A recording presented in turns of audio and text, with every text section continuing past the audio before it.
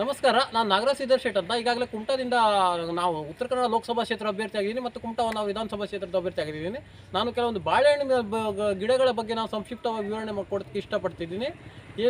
ನಾವು ಬಾಳೆಹಣ್ಣು ಏನಂತೀವಿ, ಅದರಲ್ಲಿ 3 ಭಾಗಗಳಿರ್ತವೆ. 3 ಥರದ ಬಾಳೆಹಣ್ಣುಗಳಿರ್ತವೆ: ಕರಿಬಾಳೆ ಮತ್ತು ಮೆಟ್ಟಿಕ ಮತ್ತು ಮೈಸೂರು ಬಾಳೆ ಅಂತ. ಅದು 3 ಇದರಿಂದ ವಿಭಜನೆ ಮಾಡೋದಾಗ್ತದೆ. ಇಲ್ಲ ನಾವು ನೋಡಿದ್ರೆ ಕರಿಬಾಳೆ ಮರ, ಇದು ಮೈಸೂರು ಬಾಳೆಹಣ್ಣು ಮರ ಕಾಣ್ತದೆ ನಿಮಗೆ, ಬಾಳೆಹಣ್ಣಿನ ಗಿಡ. ಮತ್ತು ಇದು ಕರಿಬಾಳೆ ಅದು ಕಾಣ್ತದೆ. ಮತ್ತು ಇದರಲ್ಲೂ ಮೈಸೂರೆಲ್ಲ ಮತ್ತು ಮೆಟ್ಕ 3 ಬಾಳೆಗೆ ಇಲ್ಲಿ ಮಿಕ್ಸ್ ಇದ್ದಾವೆ.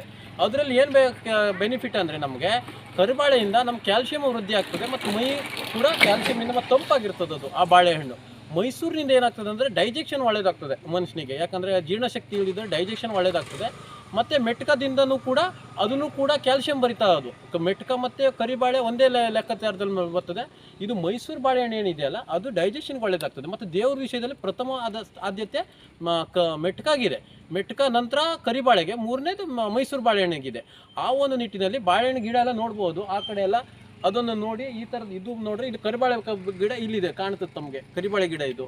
ಮತ್ತು ಇದು ಅದೆಲ್ಲ ಕರಿಬಾಳೆ ಗಿಡ. ಇದು ಮೈಸೂರು ಗಿಡ, ಅದು ಕೆಂಪು ಬರುವಂಥದ್ದು. ಮೈಸೂರು ಗಿಡ ಸ್ವಲ್ಪ ಕೆಂಪು ಬರ್ತದೆ ಮತ್ತು ಉದ್ದನೂ ಬರ್ತದೆ. ಅದು ಕರಿಬಾಳೆ ಗಿಡ ಬೆಳ್ಳಗೆ ಬರ್ತದೆ, ಅದರಲ್ಲಿ ಬೆಳ್ಳದಾದಂಥ ಒಂದು ಬೂದಿ ಮಟ್ಟದ ಒಂದು ಇದಿರ್ತದೆ. ಮತ್ತು ಮೆಟ್ಕ ಗಿಡ್ಡ ಇರ್ತದೆ, ಅದು ಬಹಳ, ಅದು ಗಿಡ್ಡ ಇರೋದ್ರಿಂದ ಮೆಟ್ಕ ಅಂತೇವೆ. ಮೆಟ್ಕ ಆ ಕಡೆ ಇದೆ, ಅದು ಆ ಕಡೆ ಎಲ್ಲ ಇರೋದೆಲ್ಲ ಮೆಟ್ಕ ಗಿಡ. ಅದು ಅಲ್ಲಿ ಗಿಡ್ಡ ಬರ್ತದೆ, ಅದು ಉದ್ದ ಬರೋದಿಲ್ಲ. ಇದು 2 ಗಿಡ ಭಾಳ ಮಟ್ಟದಲ್ಲಿ ಉದ್ದ ಬರ್ತದೆ.